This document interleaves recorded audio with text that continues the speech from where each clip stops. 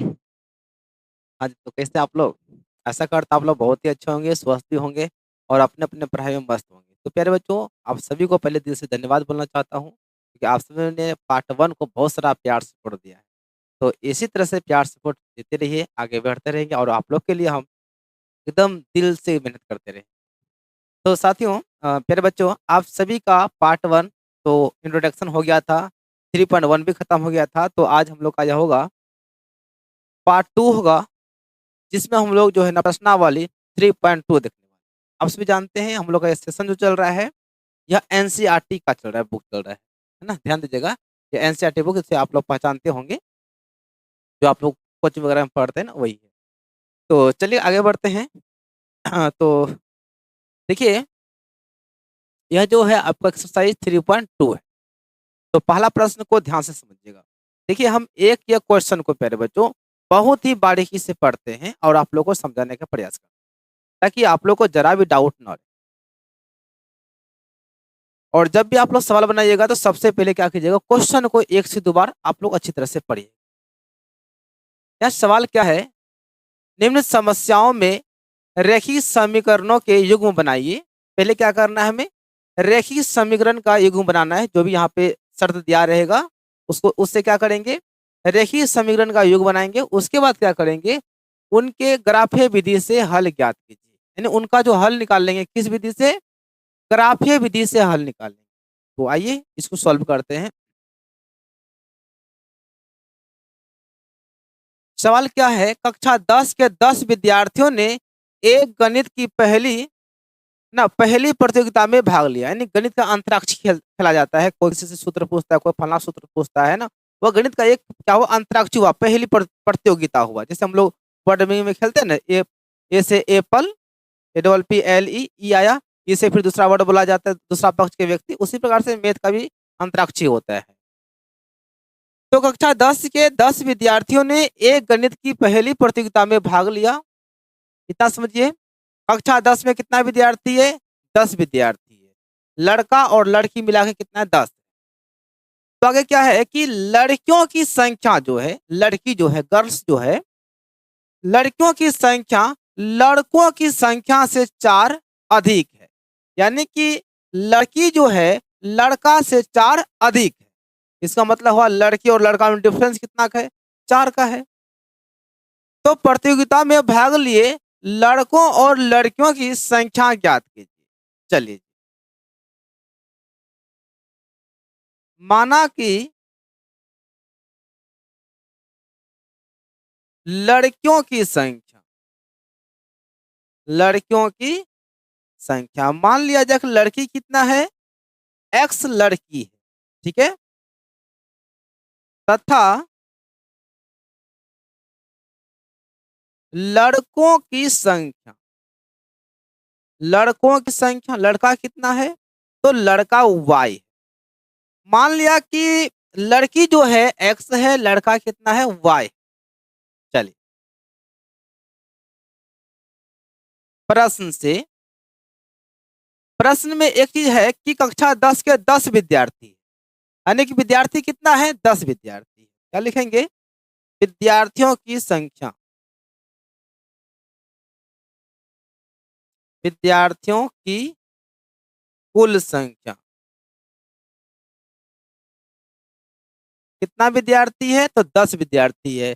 तो 10 विद्यार्थी कैसे होगा? तो लड़की और लड़का मिला के ना होगा। तो लड़की प्लस लड़का बराबर क्या हो जाएगा? 10 हो जाएगा। तो लड़की एक्स है, लड़की एक्स, लड़का वाई बराबर क्या हो जाएगा? 10। यानी कि लड़की और लड़का मिला के कितना हो गया? 10 विद्यार्थी हो गया। समीकरण 1 हो जाएगा। चलिए, पुनः प्रश्न से चलेंगे। पुनः प्रश्न से देखिए, आगे प्रश्न में क्या कहा गया है कि लड़कियों की संख्या जो है, यानी लड़की गर्ल्स जो है, वो लड़कों की संख्या का 4 अधिक है।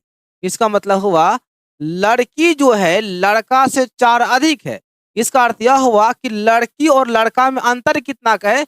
4 का डिफरेंस है। यानी कि लड़की माइनस लड़का, तो अंतर कितना हो गया? 4 का हो गया। समीकरण कितना हो जाएगा जी? 2 हो जाएगा। देखिए, यहां से आपके पास इसको सॉल्व करने का आपके पास 4 विधि है।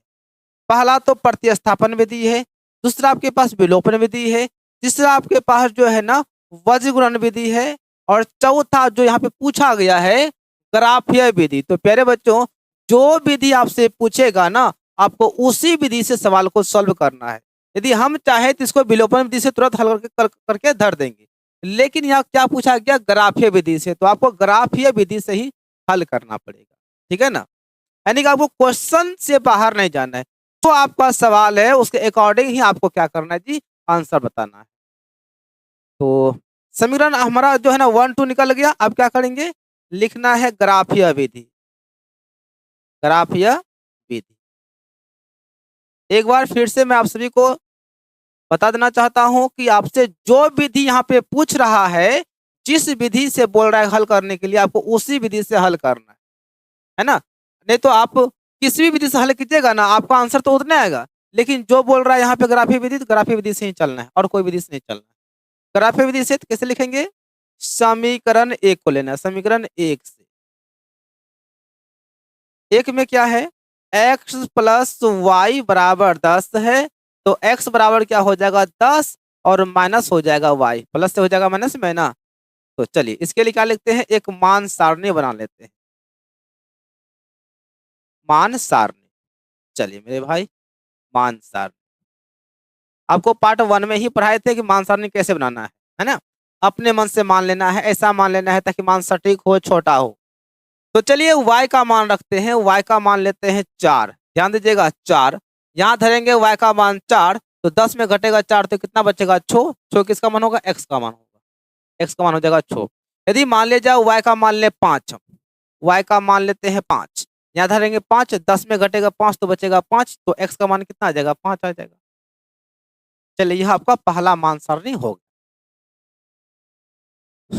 चलिए अब लेते हैं समीकरण 2 से।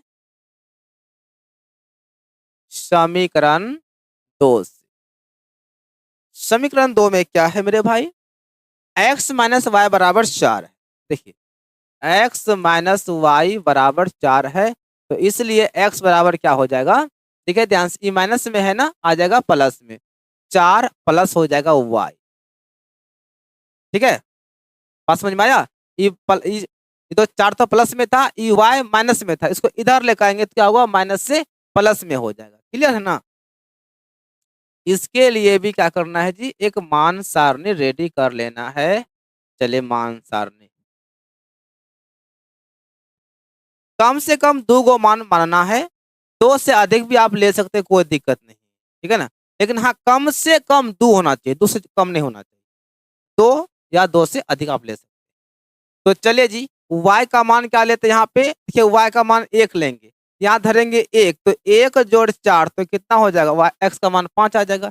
यदि हम मान ले जाए कि, आ रहा समझ में, यदि हम मान ले जाए कि y का मान लेते हैं 0, y का मान क्या ले 0, यहाँ धरेंगे 0, 4 प्लस 0 बराबर क्या हो जाएगा, 4 हो जाएगा। यहाँ से आपका देखिए सवाल हो गया क्लियर। अब प्यारे बच्चों, हमारे पास तो ग्राफ कॉपी तो अभी है नहीं, जो आप लोग को हम बना के दिखा देंगे, तो आप लोग ग्राफ खींच लीजिएगा। ठीक है ना, जब ग्राफ खींचेगा ना, कुछ ऐसा रिजल्ट आपका आएगा। जब आप ग्राफ खींचिएगा ना, ये बता देते हैं, मच्छर सब जो है ना बड़ा दिक्कत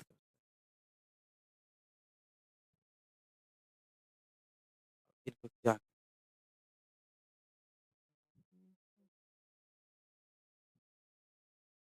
चलिए जब आप ग्राफ खींचिएगा इस रूप में आएगा, ऐसे है ना, ऐसे जब ग्राफ खींचिएगा प्यारे बच्चों, आपका इस रूप में कुछ ऐसे रेखा प्रतिच्छेद करेगा, जहां पे प्रतिच्छेद करेगा उसे ए या बी कुछ भी मान लीजिएगा, उसके सामने वाला आपका एक्स का मान यहाँ पे मिलेगा, से मान लीजिएगा कि 4 मिल जाएगा। यहाँ पे आपका वाई का मान मिल जाएगा, मान लीजिए 7 मिल जाएगा। तो जो एक्स का मान होगा वो लड़की होगा, जो वाई होगा आपका लड़का हो जाएगा। ठीक है ना, तो ग्राफ खींच लीजिए, ग्राफ खींचेगा ना तो आपने जो है ना रेखा एक दूसरे को प्रतिच्छेद करेगा। तो इस तरह से हो गया आपका। अब चलते हैं सवाल नंबर नेक्स्ट। सवाल नंबर देखिए मेरे भाई 2 क्या है, 5 पेंसिल तथा 7 कलमों का कुल मूल्य 50 रुपया है, जबकि 7 पेंसिल तथा 5 कलमों का कुल मूल्य 46 रुपए है। तो एक पेंसिल का मूल्य और एक कलम का मूल्य कितना होगा। चलिए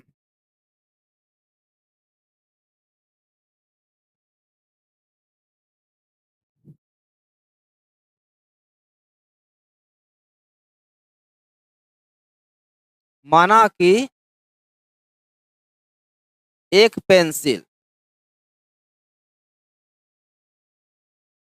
का मूल्य ₹X है। मैंने माना कि एक पेंसिल का जो मूल्य है वह कितना है, ₹X है, तथा एक कलम कलम का मूल्य बराबर ₹Y। मैंने माना कि एक पेंसिल का जो दाम है बाबू आपका ₹X है, और एक कलम का जो दाम है, जो कीमत है, उसका कितना है, ₹Y है। ठीक है ना। चलिए, प्रश्न के पहले भाग से ध्यान दीजिएगा। प्रश्न का पहला भाग आप यहाँ पे लिख सकते हैं, प्रश्न से भी लिख सकते हैं, कोई दिक्कत नहीं है। यदि आप लिखते हैं ना प्रश्न के पहले भाग से, एक जो है ना विद्यार्थी का लेवल थोड़ा हाई, मतलब पता चलता है नहीं विद्यार्थी का जो थिंकिंग पावर है वो कितना अच्छा है। तो प्रश्न के पहले भाग से पहला भाग में क्या कहता है, 5 पेंसिल, तो एक पेंसिल का दाम ₹X, 5 पेंसिल का कितना हो जाएगा, 5X हो जाएगा, प्लस 7 कलम, एक कलम का दाम ₹Y, 7 कलम का हो जाएगा मेरे भाई 7Y, बराबर देखिए 5 पेंसिल और 7 कलम का मूल्य कितना है, ₹50 है। समीकरण हो जाएगा 1। क्या लिखेंगे अब, प्रश्न के दूसरे भाग से चलेंगे, दूसरे भाग से। अब प्रश्न का दूसरा भाग क्या है, तो दूसरा भाग में है कि 7 पेंसिल और 5 कलमों का कुल मूल्य जो है ₹46 है। कितना पेंसिल, 7 पेंसिल, तो एक पेंसिल का दाम ₹X, तो 7 पेंसिल का दाम कितना हो जाएगा जी, 7X हो जाएगा, और प्लस 5 कलम, तो एक कलम का दाम ₹Y, तो 5 कलम का कितना हो जाएगा, 5Y, बराबर कितना रुपया दिया है, ₹46 दिया है टोटल से। हो गया समीकरण 2। अब इसे कैसे हल करना है, तो बोल दिया है पहले ग्राफीय विधि से हल करना है। तो भैया आ जाइए तब ग्राफीय विधि को हम लोग पकड़ते हैं। यहाँ पे बस एक लाइन लिखना है, क्या, ग्राफीय विधि। इसका मतलब समझ में आ जाएगा ना, जो चेक करेगा कि नहीं यहाँ से जो अब इस सवाल जो सॉल्व हो रहा है यह ग्राफीय विधि से सवाल सॉल्व हुआ है। ठीक है ना। तो समीकरण 1 से, एक में है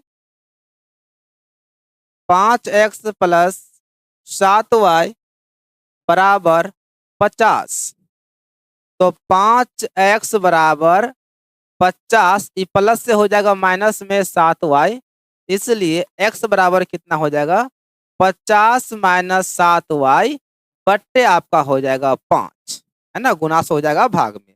अब इसके लिए क्या करेंगे, एक मान सारणी निकालना,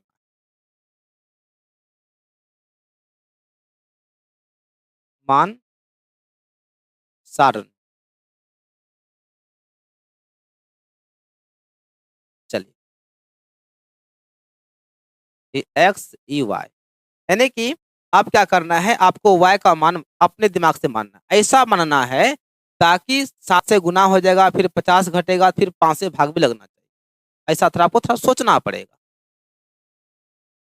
हाँ तो चलिए यहाँ पे आपको हम समझा रहे हैं। 7×5 = 35, यहाँ जो इसका मान जो है ना हम क्या लेते हैं, 7 ले लेते हैं, ये 5 ले लेते हैं, y का मान कितना लिए, 5, तो x का मान कितना आएगा, तो यहाँ समझिए थोड़ा रफ में आपको समझा देते हैं। x बराबर 50 माइनस 7 गुना y का मान कितना लिए है, 5, तो 5, अब बट्टे कितना है, 5, 50 माइनस 7×5 = 35 बट्टे 5, घटेगा तो कितना हो गया, 10 में गया 5 हो जाएगा 5, 4 में गया 3 हो जाएगा 1, 5 तिया 15। तो जैसे ही हम y का मान 5 लेते हैं, तो y का मान जब यहाँ 5 रखते हैं तो इसको सॉल्व करते हैं, तो x का मान कितना आ रहा है, 3 आ रहा है। क्या आ जाएगा आपका, 3 आ जाएगा। क्लियर। अब चलिए उसी प्रकार से जो है ना फिर क्या करेंगे, थोड़ा सोच के मान ऐसा मानना है ताकि 7 से गुना करेंगे, फिर उसको माइनस करेंगे, और जब भगा देंगे तो वह 5 से पूरा पूरा कटना चाहिए। जैसे दशमलव भी अब में आ जाए तो कोई दिक्कत नहीं है, लेकिन कोशिश कीजिएगा कि दशमलव में ना आए ताकि ग्राफ में दिक्कत ना हो, ग्राफ पेज पर। तो कितना लिया जाए, 8 सत्ती 56, 7 पचप 7 या 21, ताकि 5 से भागा लगना चाहिए ना। तो लिया जाए 5 7 35, 5 तो लिए लिए है, 7 चौक 28, 8 सत्ती 56। चलिए हम लेते हैं जीरो, लेते हैं, ध्यान दीजिएगा। हम क्या करते हैं, y का मान लेते हैं जीरो।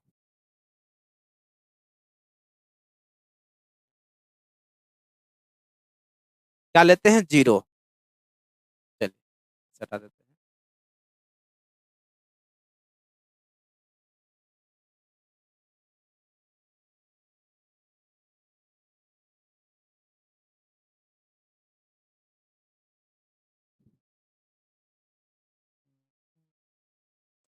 मच्छर तो ना बड़ा परेशान करता है। चलिए सेकंड।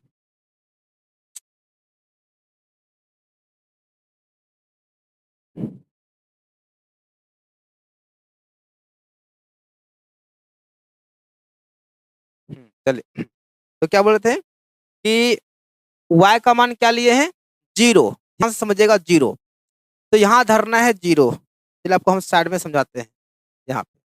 तो x बराबर 50 माइनस 7 गुना y का मान क्या है, जीरो। तो जीरो बट्टे कितना है, 5। तो देखिए 50 माइनस 7 गुना जीरो हो जाएगा जीरो बट्टे 5, घटाएंगे तो आपका हो जाएगा 50 बट्टे 5, 5 ढंग 50। इसका मतलब हुआ कि x का मान कितना आ जाएगा, 10 आ जाएगा। चलिए, पहला मान सारणी जो है एकदम परफेक्ट क्लियर हो गया। अब क्या करेंगे, समीकरण 2 को सॉल्व करेंगे। ठीक,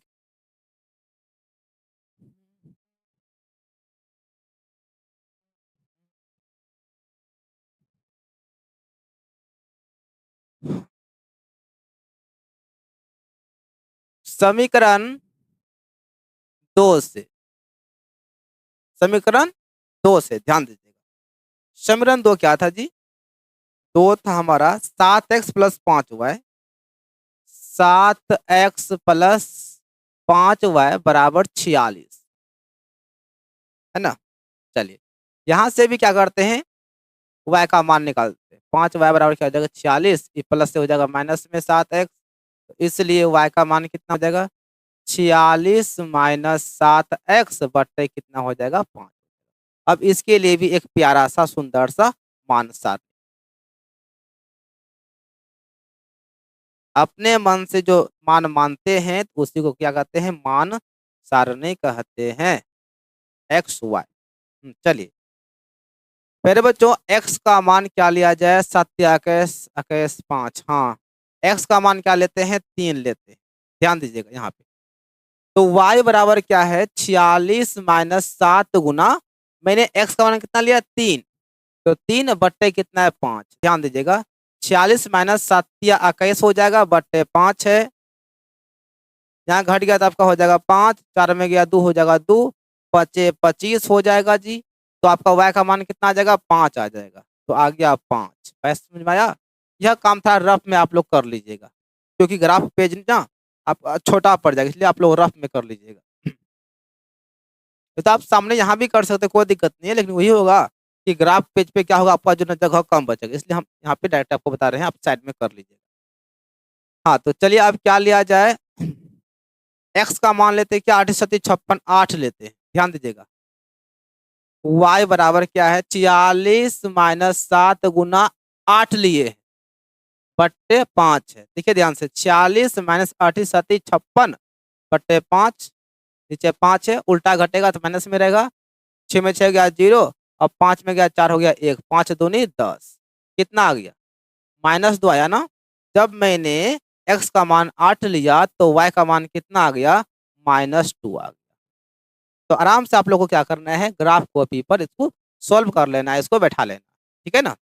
जो भी एक्स वाई का मान आएगा, एक्स का मान यदि आपका आएगा तो वही आपका क्या होगा, पेंसिल का मूल्य हो जाएगा, एक पेंसिल का मूल्य। यदि आपका वाई का मान जो आया वो क्या हो जाएगा, आपका एक कलम का दाम हो जाएगा, कीमत हो जाएगा।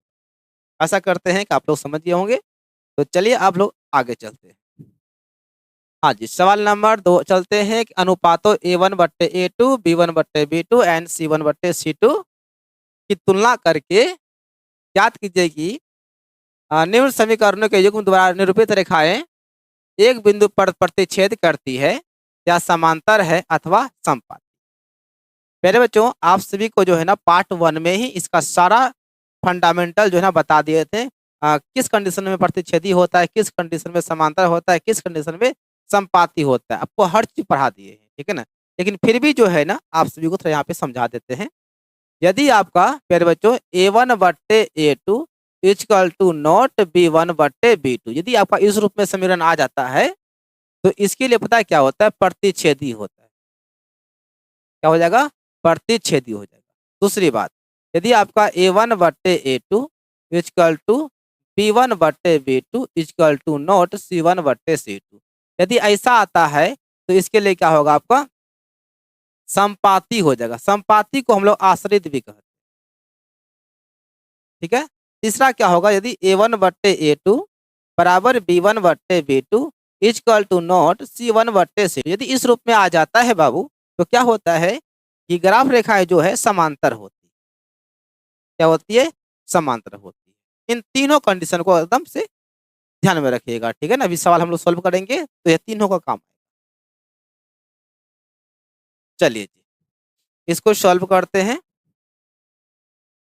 तो 5x-4y प्लस 8 इक्वल टू 0, इसे बोलेंगे समीकरण 1। अब देखिए यहाँ पे पहले आप A1 का मान निकाल लीजिए। A1 देखिए, x का जो गुणांक होता है वो आपका a का मान होता है। 1 का मतलब हुआ समीकरण 1 में a का मान 5 हो जाएगा।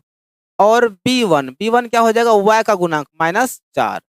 C1 क्या हो जाएगा, अचर पद यानी 8 हो जाएगा, हो गया। उसके बाद आपका है 7x प्लस 6y-9 बराबर 0, इसे बोलेंगे समीकरण 2। चलिए यहाँ पर भी क्या करेंगे, A2 का मतलब हुआ कि समीकरण 2 है ना, यानी ए जो है ना समीकरण 2 में निकालना है। तो A2 क्या हो जाएगा, ए का मान x का गुणांक होता है 7 हो जाएगा, B2 y का गुणांक हो जाएगा 6 और C2 अचर पद -9 है। अब क्या करेंगे, अनुपात से तुलना करेंगे, ठीक है ना। लिखेंगे अनुपातों, मच्छर सब जो है ना बड़ा परेशान करते हैं, क्या बोले। चलिए, अनुपातों A1/A2, ध्यान दीजिएगा A1/A2। A1 का मान देखिए 5 है, A2 का मान 7, तो हो जाएगा 5/7। B1/B2, B1/B2 तो B1 का मान कितना है, -4 है और B2 का मान 6 है। -4/6, 2 से कट रहा है, 2 दूनी 4, 2 तिया 6, आपका हो जाएगा -2/3 हो जाएगा।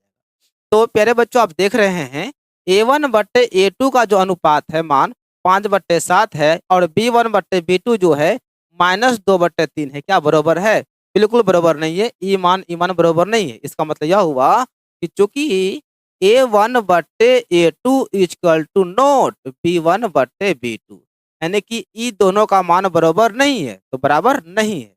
तो इसलिए समीकरण युग्म की ग्राफ रेखाएं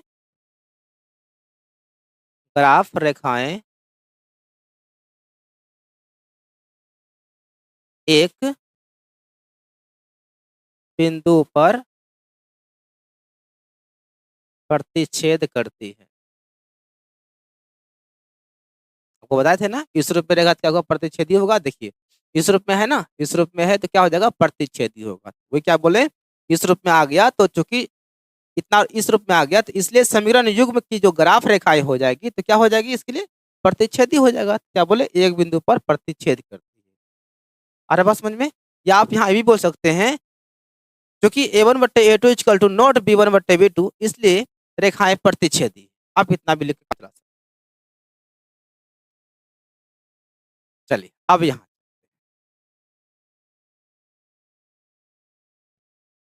9x plus 3y plus 12 equal to 0, equation 1 बोलेंगे। 18x प्लस 6y प्लस 24 बराबर 0। समीकरण क्या बोलेंगे 2। अब यहाँ पे ना अब a1/a2 का मान मत निकालिए, अब तो समझ ही गए होंगे ना कि a1 आप इसमें चलेंगे, b1 इसमें चलेंगे। सीधा क्या लिखेंगे, अनुपात, अनुपातो a1/a2। तो a1 का मान क्या हो जाएगा 9, a2 हो जाएगा 18, 9/18, 9 एकम 9, 9 दूनी 18। b1/b2, तो b1 कितना है 3 है, b2 6 है, 3/6, 3 एकम 3, 3 दूनी 6, दोनों बराबर है ना। जब बराबर रहेगा तो और आगे चले, c1/c2, c1 कितना है 12 है, 24 है। देखिए 12/24, 12 एकम 12, 12 दूनी 24। तो क्या देख रहे हैं कि a1/a2 का मान, b1/b2 का मान, c1/c2 का मान, तीनों का मान 1/2 यानी कि बराबर है। तो कह सकते हैं कि चूंकि a1/a2 बराबर b1/b2 बराबर c1/c2, यानी कि तीनों अनुपात जो है एकदम से बराबर है, इक्वल है। तो इसलिए समीकरण युग्म की ग्राफ रेखाएं संपाती है। जब तीनों बराबर रहेगा ना तो क्या होगा, संपाती होता है। देखिए ना, आपको यहाँ समझाए थे, यदि तीनों, ओह यहाँ पे गड़बड़ कर दिए हैं, सॉरी, इसमें जो है ना यह बराबर होगा, बराबर नहीं होगा, मतलब यहाँ पे था, सॉरी यहाँ पे मिस्टेक हो गया हमसे, यहाँ पे उत्तरा हो जाता है कभी कभार, ठीक है ना। c1/c2 यानी कि तीनों अनुपात बराबर रहेगा ना, तब क्या होता है, संपाती होता है। माफ कीजिएगा, यहाँ पे हम गलत लिख दिए, ध्यान नहीं दिए थे, ठीक है ना, होता है, हर किसी का मिस्टेक हो जाता है ना। तीनों बराबर है ना, क्या हुआ, संपाती होगा। संपाती को आश्रित भी हम लोग कहते हैं, ठीक है ना। यहाँ पे ये ऐसा रहेगा तो क्या होता है, समांतर होता है। यहाँ पे आप देख रहे हैं ना, यहाँ पे देख रहे हैं ना कि तीनों अनुपात क्या है, तीनों हमारा क्या है, बराबर। इसका मतलब क्या हुआ कि समीकरण युग्म की जो ग्राफ रेखाएं होगी वह संपाती हो जाएगी। क्लियर ना। अब चलते आगे।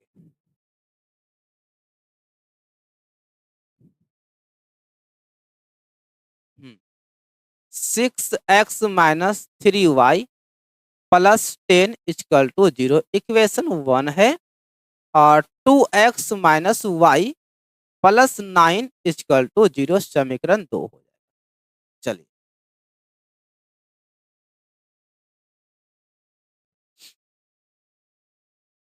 अनुपातों a1/a2, a1/a2, तो a1 का मान 6 हो गया, a2 आपका 2 हो गया, 2 तिया 6 हो जाएगा। b1/b2 हो जाएगा। देखिए b1 का मान यहाँ पे -3 है, और b2 का मान यहाँ देखिए गुना के रूप में कुछ नहीं ना, एक रहता है, ठीक है ना, तो -1 हो जाएगा। तो आपका हो जाएगा माइनस माइनस प्लस, यानी कि 3 हो जाएगा। ये बराबर है, आगे चलेंगे। c1/c2, c1/c2, तो c1 कितना है 10 है, c2 9 है, 10/9। तो क्या देख रहे हैं कि ए वाला और बी वाला का जो मान है 3 3, मतलब बराबर है, सी वाला बराबर नहीं है। क्या लिखेंगे, जो कि a1/a2 बराबर है b1/b2 इक्वल टू नोट, यानी सी वाला जो वैल्यू है वो बराबर नहीं है ना। देखिए ना 3 3 है ना, ए वाला और बी वाला अनुपात आपस में क्या है, बराबर है, लेकिन सी वाला बराबर नहीं है। तो यहाँ पे लिख दिए कि a1/a2 बराबर है b1/b2, लेकिन c1/c2 के बराबर नहीं है, इसके बराबर नहीं है। इसलिए समीकरण युग्म की ग्राफ रेखाएं रेखाएं समांतर है, समांतर है बात समझ में। इस रूप में रहेगा तो क्या होगा, समांतर होता है। देख लीजिए ना, आपको समझाए हैं, ऐसे था ना, तो क्या हो जाएगा, समांतर। चलिए जी, आशा करते हैं कि आप सभी को हर एक चीज समझ में आ रहा होगा। तो प्यारे बच्चों, आप सभी कमेंट में जरूर बताइए कैसा क्लास कैसा लग रहा है। थोड़ा मच्छर परेशान कर रहा है हमें, है ना। चलिए अब आते हैं जी क्वेश्चन नंबर 3 की ओर बढ़ते हैं। ध्यान दीजिएगा, क्वेश्चन नंबर 3। 3 क्या है, कि अनुपातों A1/A2 और B1/B2 एंड C1/C2 की तुलना कर ज्ञात कीजिए कि रैखिक समीकरणों के युग्म संगत है या असंगत है। संगत है या असंगत है। उससे पहले थोड़ा मैं आपको बता दूं, समीकरण समीकरण युग्म जो है वह दो प्रकार का होता है। एक आपका होता है संगत समीकरण, संगत समीकरण, और एक आपका होता है असंगत समीकरण, असंगत समीकरण। ध्यान दीजिएगा, आ रहा बात समझ में। समीकरण युग्म जो है वह दो प्रकार के होते हैं, एक होते हैं संगत समीकरण युग्म, एक होता है असंगत समीकरण युग्म। और इसमें एक दो फंडामेंटल है।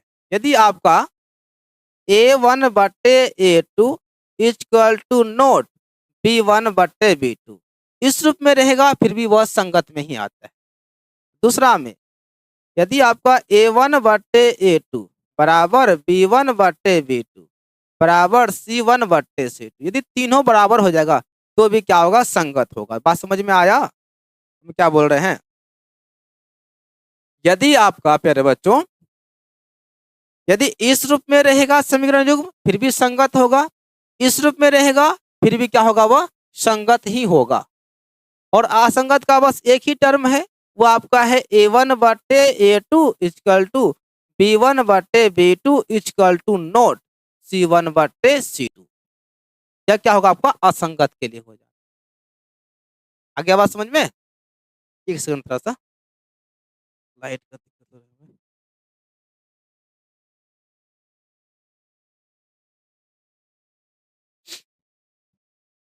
चलिए अब आते हैं अपने सवाल की ओर चलते हैं। अब बताना है कि संगत है या असंगत है। बात समझ में आ गया ना।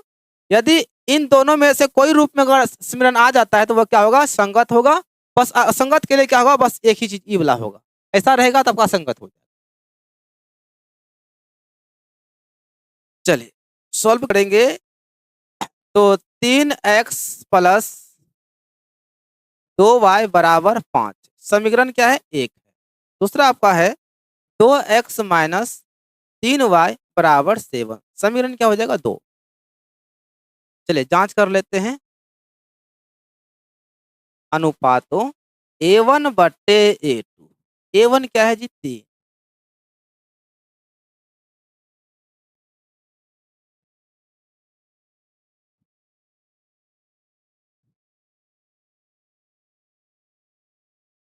तीन अब बट्टे 2। चलिए B1/B2, B1 क्या है, यहाँ पे 2 है। अब बट्टे B2 देखिए -3 है, -3 यहाँ देखिए 3/2, यहाँ 2/-3 है। इसका मतलब हुआ अनुपात बराबर नहीं है। क्या बोलेंगे, क्योंकि A1/A2 equal to not B1/B2 इस रूप में आ गया ना। तो बताइए संगत है या असंगत है। तो कहेंगे गुरुजी संगत है। तो जस्ट आप बताए थे ना, यहाँ देखिए और यहाँ देखिए, है ना, क्या हो जाएगा, संगत हो जाएगा। क्या बोलेंगे, इसलिए समीकरण युग्म संगत है।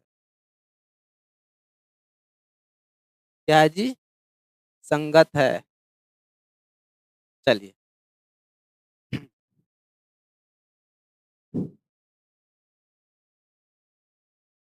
ये मच्छर सब जो है ना, क्या ही बोले इन लोगों को। चलिए किसी तरह से पढ़ा देते आप लोगों को, मच्छर से परेशान कर रहा है। 2x-3y बराबर 8 समीकरण क्या हो जाएगा, एक हो जाएगा। एंड 4x-6y बराबर 9 इक्वेशन क्या हो जाएगा, सेकंड। अब देखिए ध्यान से जांच कर लेते हैं संगत है कि नहीं। अनुपातों A1/A2, A1/A2, A1 कितना है, 2, A2 4, 2/4, 2 एकम 2, 2 2 4 कट गया। चलिए B1/B2, तो B1 कितना है मेरे भाई, -3 -6, -3/-6 माइनस प्लस प्लस हो जाएगा। 3 एकम 3, 3 दूनी 6 हो जाएगा। चलिए और आगे चलते हैं। C1/C2 8/9, देख रहे हैं ना, ए अनुपात और बी वाला अनुपात आपस में बराबर है लेकिन सी वाला नहीं। यहाँ देखिए 1/2 1/2 इसमें 8/9 आ गया, इसका मतलब हुआ गड़बड़ हो गया। क्या लिखेंगे, क्योंकि A1/A2 बराबर है हमारा B1/B2, लेकिन सी वाला अनुपात बराबर नहीं, काट देंगे C1/C2। तो इसलिए समीकरण युग्म असंगत, असंगत है। बात समझ में आया? देखिए ना, आपको समझाया है ना कि ऐसा रहेगा ना, लास्ट में जब कटेगा तो वह क्या होता है, असंगत होता है।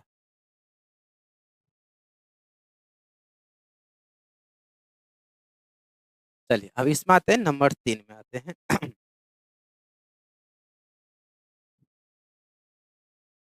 देखिए एक्चुअली क्या है प्यारे बच्चों की मैथ भारी नहीं होता है। यदि आप कॉन्सेप्ट क्लियर करके अगर पढ़ते हैं ना तो बिल्कुल आप लोग के लिए मैथ ना ईजी हो जाएगा। और थोड़ा सा मैथ ना है, थोड़ा सा आपको घर में डेली कम से कम 1 घंटा आपको मैथ रिवीजन करना पड़ेगा, बनाना पड़ेगा, देखना पड़ेगा। तो इसलिए थोड़ा सा आप लोग मैथ पे ध्यान दीजिएगा। बाकी बात जहाँ तक हमसे होता है बिल्कुल हम पूरा क्लियर करके पढ़ाने का प्रयास करते हैं। 3y = 7 समीकरण हो गया ए। उसके बाद 9x - 10y = 14 समीकरण क्या हो जाएगा, 2 हो जाएगा। चलिए अनुपातों A1/8, A1 क्या है आपका 3/2 है, ठीक है ना। अब बट्टे B1 कितना है, 9 है। देखिए नीचे कुछ नहीं क्या रहता है, एक रहता है ना, इसको पलट देंगे, 3/2 जब पलटेंगे ना, एक ऊपर चल जाएगा, 9 नीचे आएगा। 3 एकम 3, 3 तिया 9 हो जाएगा 1/3 × 6। B1/B2, तो B1 क्या है 5/3, 5/3 अब बट्टे B2 का मान -10। नीचे कुछ नहीं दिख रहता है ना, तो 5/3 गुना कर देंगे तो एक ऊपर चल जाएगा और 10 आ जाएगा नीचे। 5 एकम 5, 5 दूनी 10 क्या हो जाएगा, -1/6 हो जाएगा। आप देख रहे हैं ना, यहाँ भी 1/6 है, यहाँ पर भी 1/6 है, लेकिन क्या है इसमें माइनस है, इसमें प्लस है। अब माइनस प्लस तो अलग अलग ना होता है, बराबर तो होगा नहीं। तो क्या लिखेंगे, क्योंकि A1/A2 इक्वल टू नोट हो गया B1/B2 हो गया, ठीक है ना। तो इसलिए समीकरण युग्म संगत है ना, इस रूप में रहेगा तो क्या होता है, संगत होता है। हाँ चलिए इसको आते हैं।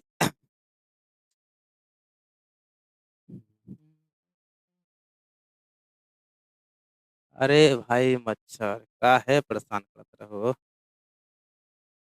चलिए 5x - 3y = 11 समीकरण पहला हो गया। -10x + 6y = -22 समीकरण 2 है। चलिए जी अनुपातों A1/A2, A1 आपका है 5 बट्टे -10 से तो काट देंगे, हो जाएगा -1/2 हो जाएगा। B1/B2, B1 का मान देखिए -3 है और यह आपका 6 है, माइनस रहेगा 1/2, 3 एकम 3, 3 दूनी 6। आगे चलेंगे, ये भी बराबर हो गया। C1/C2 चलेंगे, C1 कितना हो गया 11, यह आपका है -22, 11 दूनी 22 हो गया -1/2, -1/2। क्या देख रहे हैं, -1/2, -1/2, यहाँ पर भी क्या है -1/2, यानी कि तीनों अनुपात बराबर है ना। तो क्या लिखना है, क्योंकि A1/A2 बराबर B1/B2 बराबर C1/C, इसलिए समीकरण युग्म संगत है। जहाँ होता है ना तीनों बराबर तो क्या होता है, संगत। चलिए यह लास्ट लास्ट नहीं, इसके साथ और एक होगा। 1 मिनट, 5 गो है। चलिए आप लोग से बन जाएगा कि बना दे? चलिए हम बना ही देते, काहे एगो छोड़े। तो 4/3 प्लस 2y बराबर 8 समीकरण पहला हो गया। और 2x प्लस 3y बराबर 12 समीकरण हो गया दूसरा।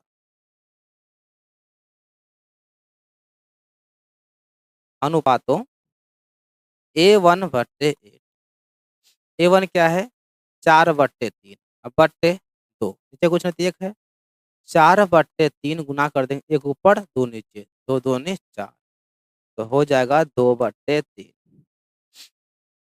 B1/B, B1 कितना है? 2, यह कितना है? 3, 2/3, ये भी 2/3 मतलब बरोबर है। आगे चलना। C1/C2, C1 कितना है? 8, ये आपका है 12, 4 दूनी 8, 4 तिया 12, 2/3। देखिए 2/3, 2/3 और 2/3, यानी कि तीनों अनुपात बराबर है, सब में 2/3 है। लिखना है चूंकि A1/A2 बराबर है B1/B2 बराबर है C1/C2, इसलिए दिए गए समीकरण युग्म संगत। क्या हो जाएगा?